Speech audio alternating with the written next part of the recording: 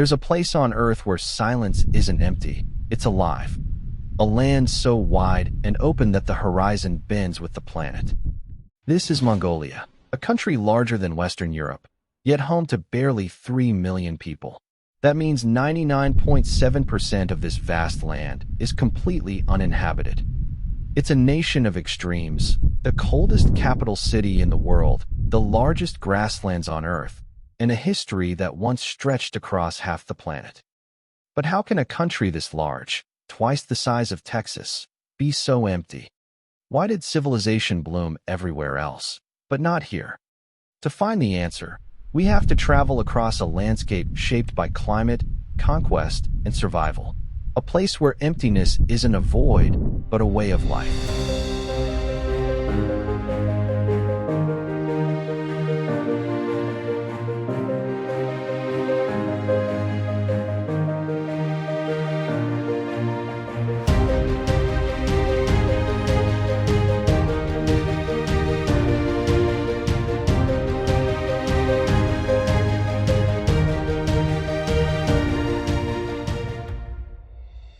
Mongolia lies in the very heart of Asia, locked between Russia's Siberian forests and China's deserts.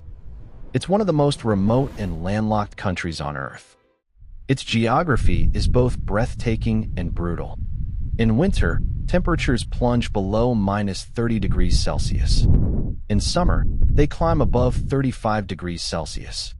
The air is thin, the rain rare, and the seasons unpredictable.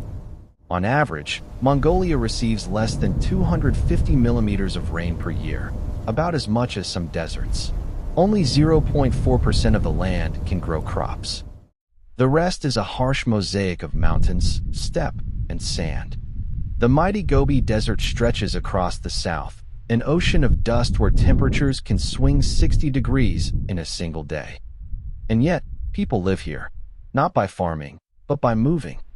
For thousands of years, Mongolians have been nomads, following their herds of horses, goats, yaks, and camels across the plains. Their portable homes, called jairs, can be packed up in hours and carried to new pastures. It's a way of life shaped by the landscape itself. When the grass dies, you move. When the rivers freeze, you move again.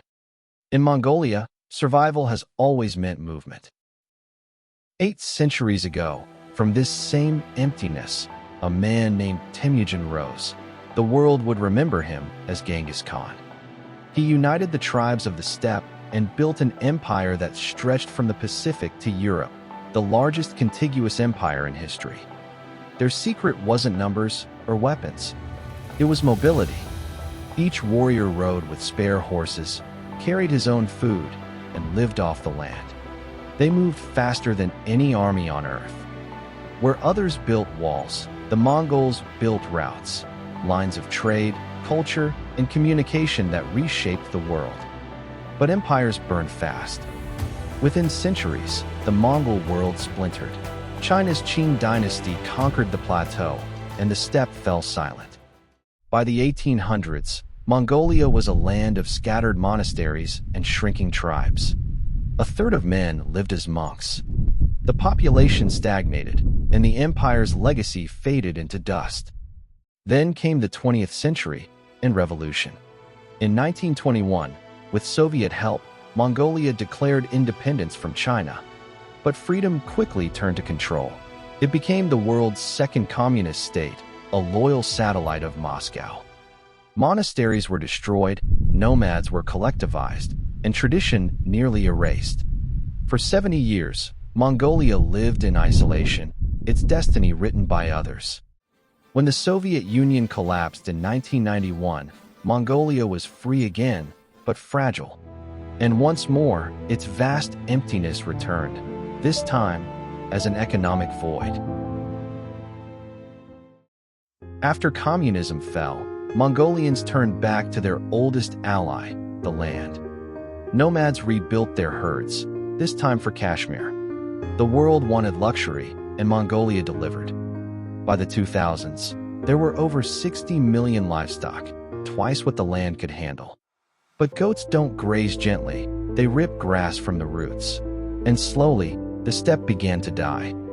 The Gobi Desert expands farther north each year. Once green plains lie barren. Dust storms rise, drifting across Asia.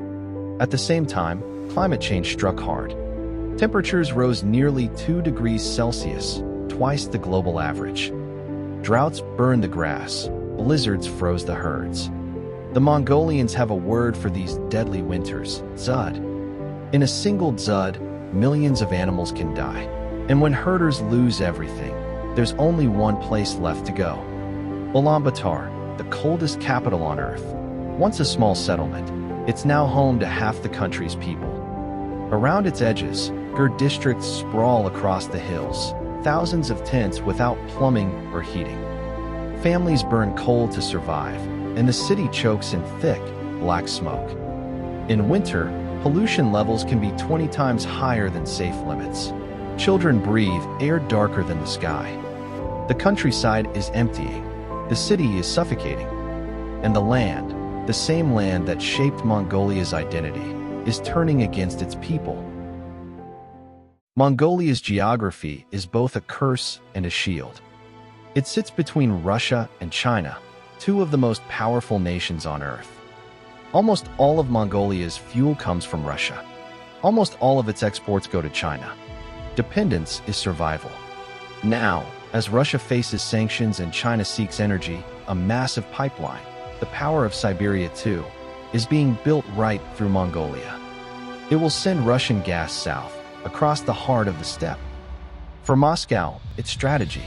For Beijing, security. For Mongolia, survival and surrender.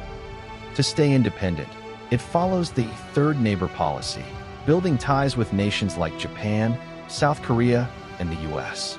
But geography is stubborn. You can't move your borders. You can only learn to live between them. And so Mongolia survives the way it always has, quietly, flexibly, and in motion. For most of the world, emptiness is something to fix, a space to fill. But in Mongolia, emptiness is freedom. It shaped the horsemen who conquered continents. It sustains nomads who live without fences or walls. And it defines a people balanced between motion and stillness, tradition and change. Today, old life meets new. Nomads use solar panels to power their jars, smartphones to track herds, and satellite maps to find water. Ancient rhythms, modern tools, under one endless sky. Mongolia's population may stay small, its land vast and wild. But maybe that's the point. Emptiness isn't a failure, it's a choice. A reminder that not every place must be claimed, paved, or built upon. In a world growing louder, Mongolia remains quiet. In a world shrinking, it stays boundless. Stand on the Mongolian steppe, and you'll hear it, the hum of the wind, the heartbeat of silence. To outsiders, it seems barren. To Mongolians, it's sacred. They call their homeland Mungkok Tingirian Oron, land of the eternal blue sky. Yes, 99.7% of Mongolia is empty, but that emptiness holds something precious: space, solitude, and freedom. A reminder that even today, there are places too vast to conquer, too wild to tame, and too beautiful to fill. If you enjoyed this video, don't forget to like and subscribe to our channel so you never miss the next story. Thanks for watching.